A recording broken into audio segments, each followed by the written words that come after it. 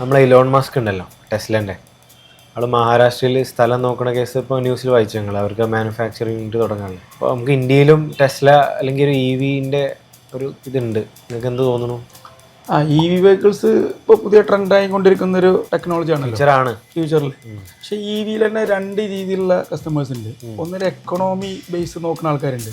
അവർക്ക് എങ്ങനെയാണെന്ന് വെച്ച് കഴിഞ്ഞാൽ ഇപ്പോൾ പെട്രോൾ വില കൂടുതലുകൊണ്ട് ചെറിയ EV വാങ്ങി, പിന്നെ അത് നേരെ തിരിച്ചത് പെർഫോമൻസ് വെഹിക്കിൾസ് ഇറങ്ങുന്നത്. കാസ്ട്രോൻ്റെ കാസ്ട്രോൻ്റെ അതൊരു ബീസ്റ്റാണ്. അതൊക്കെ അടിപൊളി വണ്ടിയാണ്. അപ്പോൾ രണ്ട് റേഞ്ചിൽ ഈ വണ്ടികൾ ഇറങ്ങുന്നുണ്ട്. നമ്മളെ സംബന്ധിച്ച് ഇതിൻ്റെ EV വണ്ടികൾ എന്ന് വെച്ച് കഴിഞ്ഞാൽ നമുക്ക് അതിൻ്റെ പെയിൻറ്റ് പ്രൊട്ടക്ഷൻ, ഫിലിംസ്, കോട്ടിങ് കാര്യങ്ങൾ ചെയ്യാം. പിന്നെ അതുപോലെ അതിൻ്റെ ഇൻറ്റീരിയൽ കുറേ വർക്കുകൾ ചെയ്യാം. കുറവാണ്, പക്ഷെ എന്നാലും പല EVയിലും ഈ ലൈറ്റ് കളർ സീറ്റ് കവറൊക്കെ വരുന്നുണ്ട്. അപ്പോൾ അത് വെന്റിലേറ്റർ സീറ്റ് ആയിരിക്കാം, പക്ഷെ എന്നാലും കസ്റ്റമർ ഈ സീറ്റ് മാറ്റാനും ഇന്ത്യയിൽ ബ്ലാക്ക് ഔട്ട് ചെയ്യാനും അതിന് ഇന്ത്യയിൽ വർക്ക് പരമായിട്ടും അതുപോലെ കൂളിംഗ് ഫിലിംസ്, ഇങ്ങനെ കുറേ റിക്വയർമെൻറ്റ്സ് നമുക്ക് EV വെഹിക്കിൾസിലും വരുന്നുണ്ട്.